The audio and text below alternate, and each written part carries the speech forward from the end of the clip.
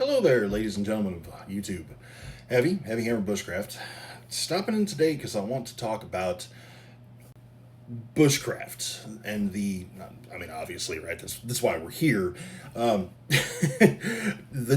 definition of bushcraft. I want to talk about what bushcraft actually means, the word itself, how to define it, and once I do that, I'll tell you why. See, bushcraft is a compound word. You have bush, which means in some circles, and as a slang term, the wilderness, or the wildlands, or the forest, the bush. We all know what the bush is. And then you have craft. Now, craft can mean a couple of different things. Craft, as in to craft something, or your craft, as in what you know how to do, what you do. Leathercraft, bushcraft, stonecraft, naturecraft, campcraft. That doesn't mean crafting from a camp. That means, your knowledge of how to do things at camp and make a nice, comfortable, cozy camp. Camp crafts. Ask Horace Kephart. Ask George Washington Sears, aka Nessmug. Campcraft. Okay? So now, bushcraft is your ability to do things and your knowledge of how to do things and what to do when you're out in the bush. Pretty simple. So, I bring that up because I watched a video from a well-known YouTuber. Was it last week? Earlier this week, I believe it was. I watched it. He defined bushcraft as making things in nature. We have a saying in the South for things like that. It's called, bless your heart. Now, this guy should clearly know better. However, I've watched enough of his videos. I've called him out before. I know better than to think he knows better. So I just want to have this discussion, because if you limit the term, what a term means, you kind of take away from the concept of it, and it really takes away from the rest of us that are actually out doing bushcraft things, building shelters, and just camping and having fun. Having a good time, as Nessmug said, smoothing it. You see, bushcraft isn't just about carving spoons and building debris huts, and that's not what bushcraft is all about. Bushcraft is going out with your kit, however minimal or even maximal it may be, and just having a good time, spending time in nature, in the wilderness, by yourself or with others, and just enjoying it and using the skills that you have to smooth it, to make life better, to make it easy and peaceful and relaxing. And some people, honestly, they just don't understand that, and I hate that, because like I said, it takes away from those of us that do that and try to put that out in our videos and in our content, and just generally try to live that life. That's what we do. So I'm riled up about this a little bit, because I've called this guy out before and posted content that proved what he was saying was wrong, and obviously got zero recognition because I'm not on his level. Well, no, I'm not. I wouldn't. That's like calling my weapons military grade. Don't do it. No, I'm not on his level. I don't want to be on his level. Sadly, too many people follow him fanatically, it seems like. And it's not that the skills that he knows are bad. Not that he's not good at what he does. He is. I can't take that away from him. He's egotistical, and he likes to, claim things to be his that are not his by any stretch of the imagination, and never were nor never will be.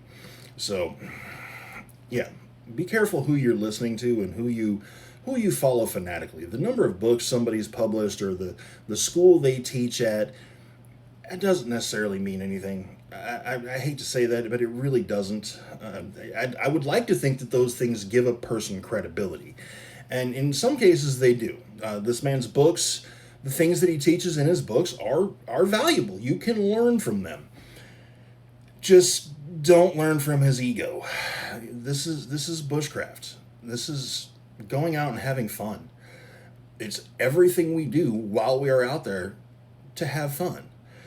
And he proposed it all, like the video I'm actually referencing. He was basically demonstrating frontier or pioneer or primitive living, demonstrating how to make a lap vise or a sawhorse vise and things like that, saying that that was bushcraft.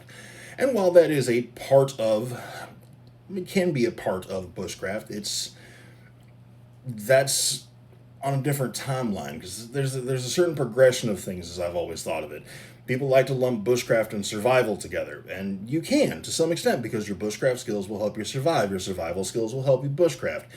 They are linked. I'm not going to say they're interchangeable at all, but they are linked. Survival is about struggle and hardship and overcoming some kind of adversity that has put you in a situation that you don't want to be in. You're not enjoying yourself by any stretch of the imagination. This is survival. That's not fun. I mean, it can be, but if it's fun, then it's a controlled environment and it's not really survival. I mean, let's face it, that's just the way it is. So you have the timeline where things start. If the world goes to hell tomorrow, SHTF as they say in the prepper community, if the world goes to hell tomorrow, we start with survival. We have to survive that scenario. We have to survive that situation. Great. We use our bushcraft skills to survive that situation. Now we transition, after a little while, we transition from straight survival to now we have to kind of make ourselves a little bit comfortable, because this is going to keep going. It's not ending anytime soon. So we use our skills to smooth it, to make it easier, to transition kind of more to just a bushcraft existence. And that will eventually lend itself to a frontier, pioneer, primitive living situation. That's the timeline. There are 3 different skill sets there. Can a survivalist do bushcraft? Absolutely. Can a bushcrafter be a survivalist? Absolutely. Can either of those live in a frontier environment like that? Absolutely. We're all connected. We're all one community, as it were. But bushcraft itself is the bridge between the two. It ties in that survival, that, making it through to the next day and, trying to find places to sleep and building debris huts. It ties that to, now you've got a good permanent shelter. You're trying to build more things to make your life better and easier. It's that bridge. That's what it is. It is not carving spoons and making lap vices. It's not. Those are the kind of things you do for fun while you're bushcrafting, to be quite frank. So I just really had to get that off my chest. It's been sitting there digging at me for a few days. And, well, I hope you understand. I hope the concept came across well. So, I mean, obviously I will explore some of all 3 of those just because I do bushcraft. So, that's my stance on it. That's where I am. And I think I feel a little bit better now. So we're going to get that out of the way. I've got another video coming tomorrow. I know I've been MIA for a while, but life happened. Life is what happens while you're living. So, yep. Yeah. Dang it. But, yeah. Like, comment, subscribe, thumbs up, and be careful whose information you trust. We'll see y'all in the bush.